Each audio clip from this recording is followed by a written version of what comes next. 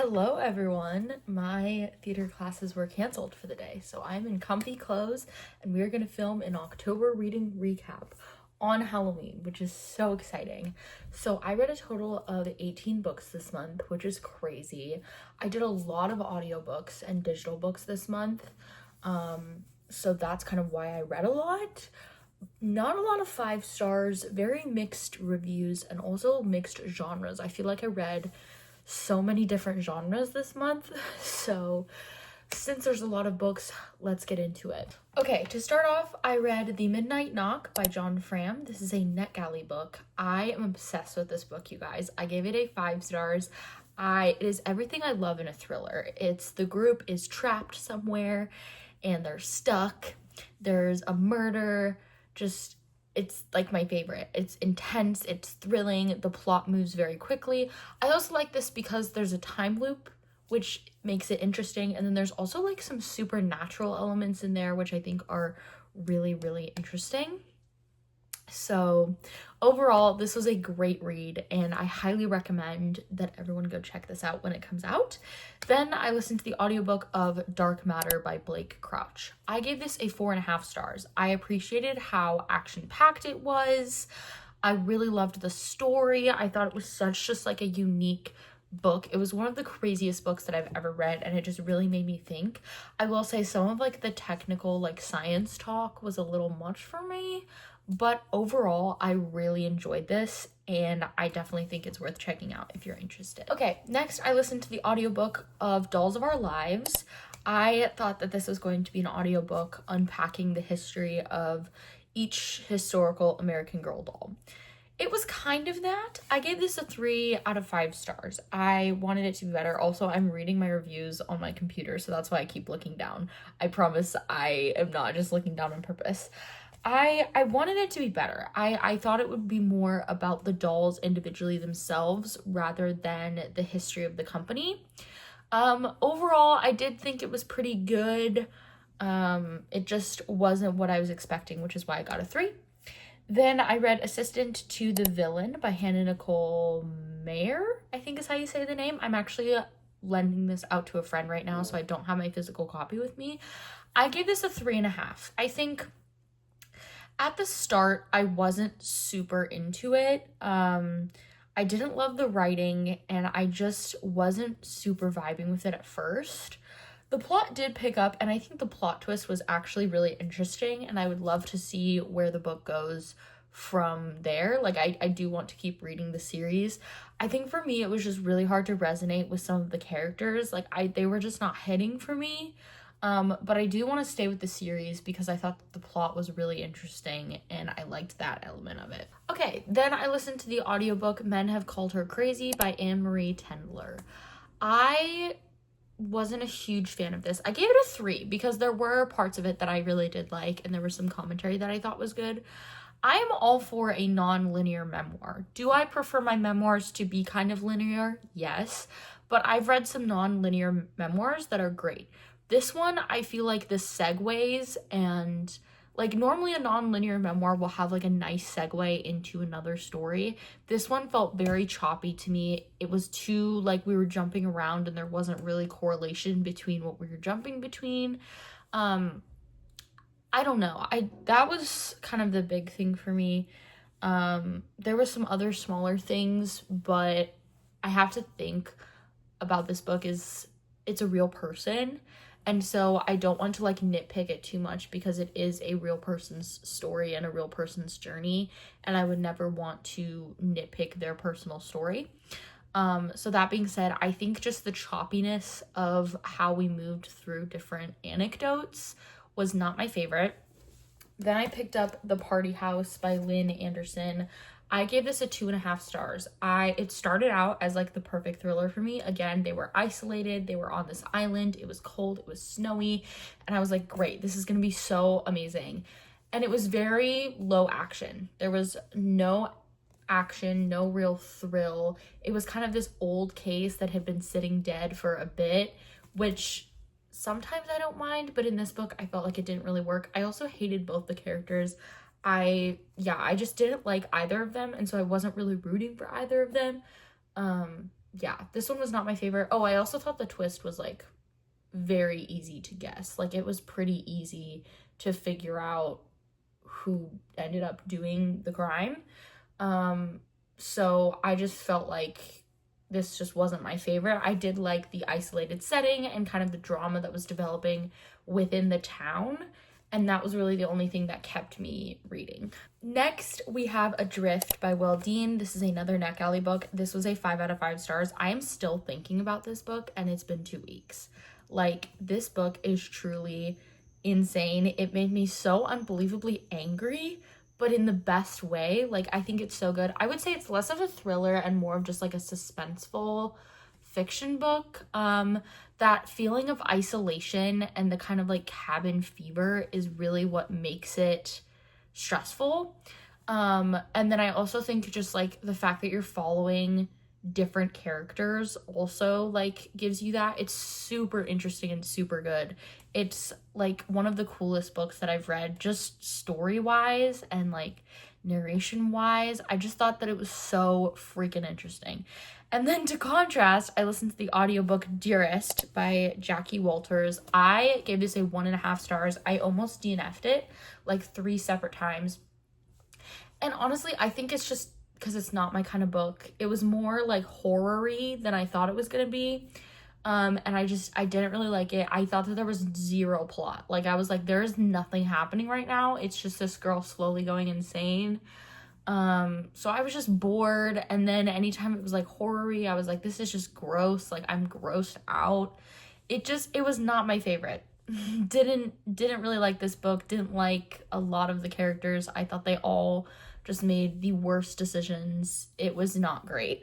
I don't recommend this. Did not really like it. Okay. Then I picked up Promise Me Sunshine by Cara Bastone. This was my first Cara Bastone book. I honestly picked this up just because of the cover, because I think this is such a beautiful cover. This book absolutely shattered me. This was a 5 stars for me. I think it is so beautiful. The conversations about grief in this book are so healing and just amazing, and I love how they healed each other collectively. I love how it's called Promise Me Sunshine, and it's literally like the grumpy sunshine trope. I love it. I also thought that the dialogue was like laugh out loud funny. I love good dialogue, particularly in romances, and the dialogue in this one just hit. It was so perfect. I loved it. Everyone go read this. I need to read more Cara Bastone books because this one was so great.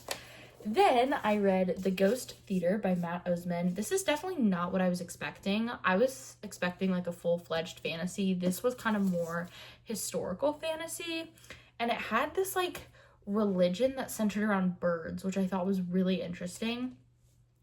I gave this a 4. I think for what it was very great, but there were moments where I felt like the story was moving a little bit slower, and there was also some things that I just wanted clarity on within the world and like who different characters were. But overall, I think that this is a really solid read, and I'm glad that I picked it up. Okay, then I listened to the audiobook of The X-Vows by Jessica Joyce. I gave this a 4. I thought it was really good. It was funny, it was heartwarming, it was just everything that I needed from a cute little romance book. I also just loved the backdrop of like the wedding. This writing like reminded me of Rachel Lynn Solomon, who's my favorite romance author.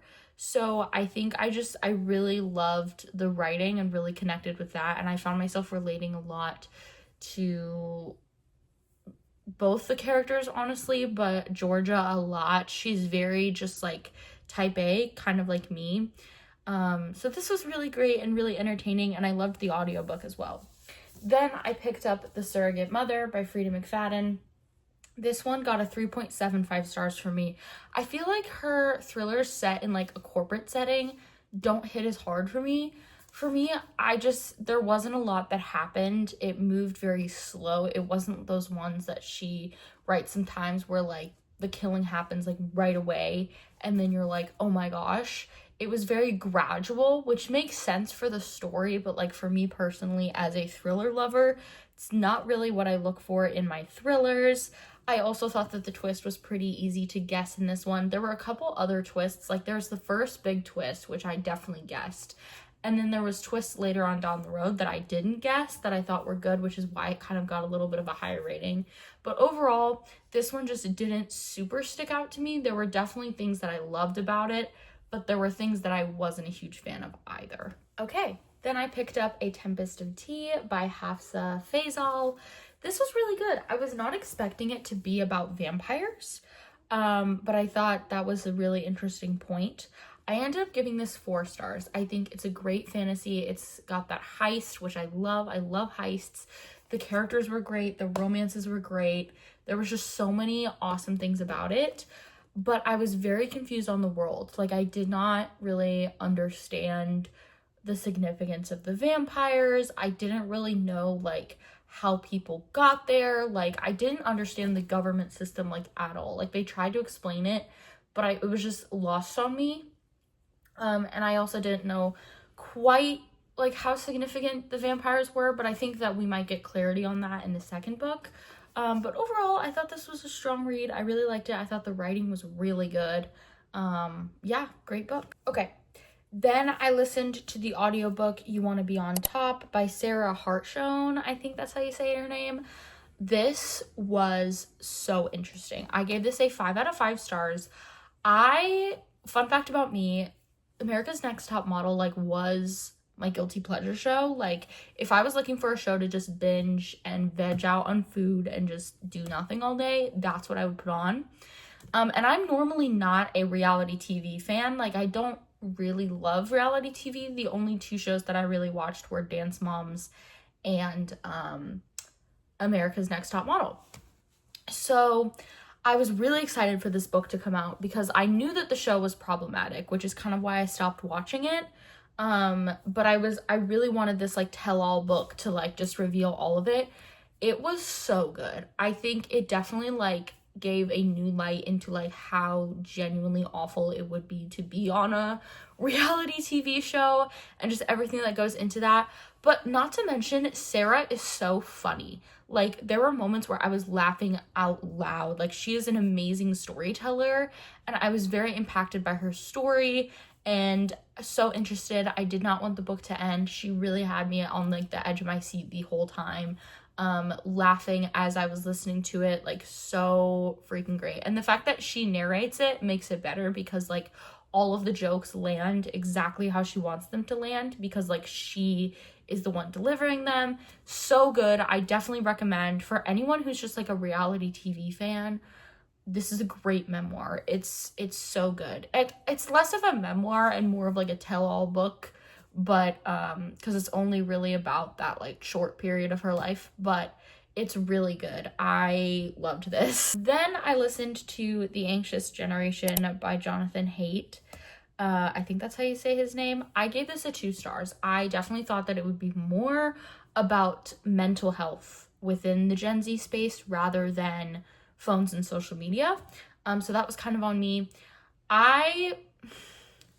There were some points that were made that I really loved, but one, I felt like a lot of this was stuff that I already knew because I am an educator and I learn about a lot of this stuff. So I kind of was like, I don't really see the need for this book. However, that's kind of a biased opinion because if you're someone who's picking this up and you're not an educator, you might not know those things. The second issue that I had with this is it felt very blame game. Like, it kind of made the argument that phones and social media were the only reason that kids were depressed and anxious, which I think is a valid reason, but I also think that there's lots of other factors that go into mental health that don't have to do with phones. And it made it seem like phones were the devil and that everything that Gen Z ever does wrong is because of their phone. And I kind of was like, I disagree with that. And then the last point is there was this really weird section that talked about transgender individuals, and I really did not like the language that was used. I did not like how that paragraph was looped in with talking about mental illness. I also just did not like how people who are transgender were spoken about in that paragraph. It kind of made, I don't know if this was the intention, but it made it seem like the internet convinced those people to be trans. which I don't think is true. I think that's just their identity. And again, I could have just been misinterpreting that section of the book, but for me, it just really rubbed me the wrong way. I kind of was like, I don't like that. I don't love that language. And so that was also a huge deciding factor. So all in all, this was a 2 stars. It wasn't my favorite. I didn't really enjoy listening to it. Yeah, not great.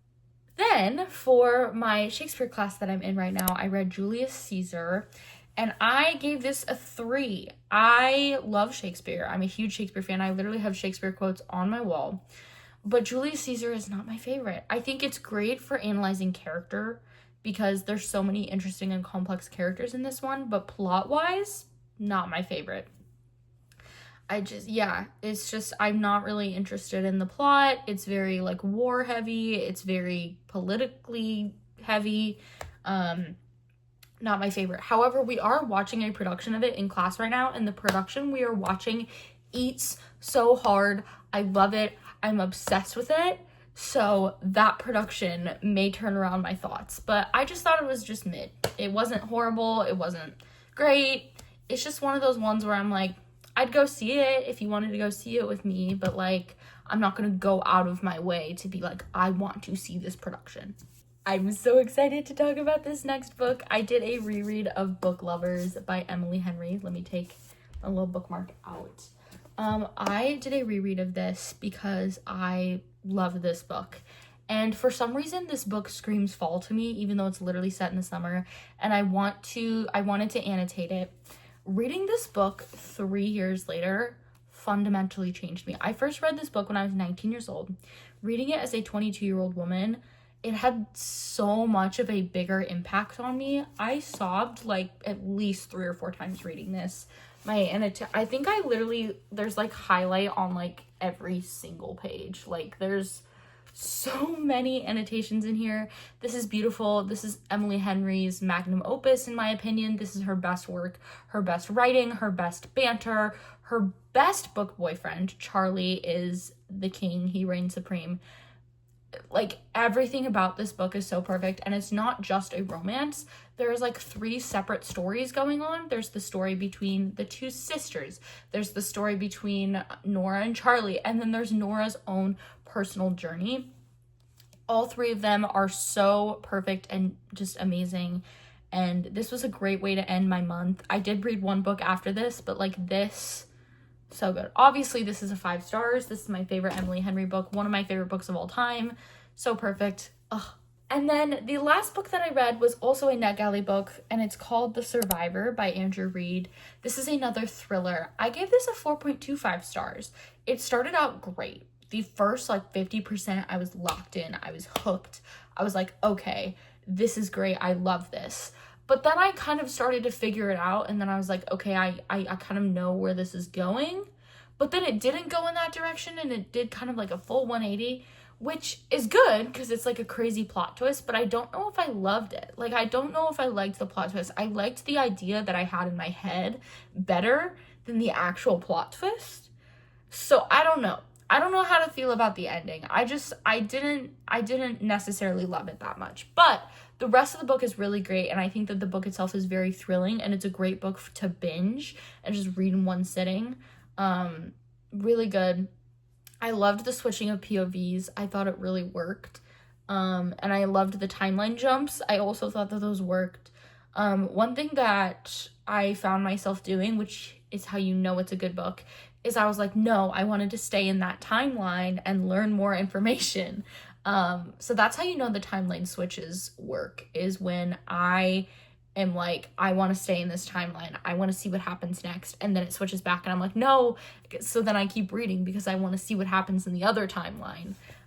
So I thought it was good. It was a solid way to end my month. I read a lot of thrillers this month. I wanted to prioritize that for spooky season. But overall, I think it was a solid month. I mean, there was only a few books that were like really bad. The rest of them were just like decent reads. Yeah, but I had a fun time, and that's all that matters. Thank you guys so much for watching. Make sure you give this video a thumbs up and subscribe so you don't miss any more videos from me. And check out my social medias in the description box below. I already have my Instagram wrap up, which has kind of more in-depth reviews. I'm trying to be more active on TikTok. My TikTok has kind of fallen off, but I'm trying to be better about it. So check those out, and then you can also check out my Goodreads and my Fable. I'm trying to fully switch over to Fable, but it's been hard to convince my friends to switch over. So check out both of those. That's where I post everything I read in real time and my reactions. So make sure you check those out.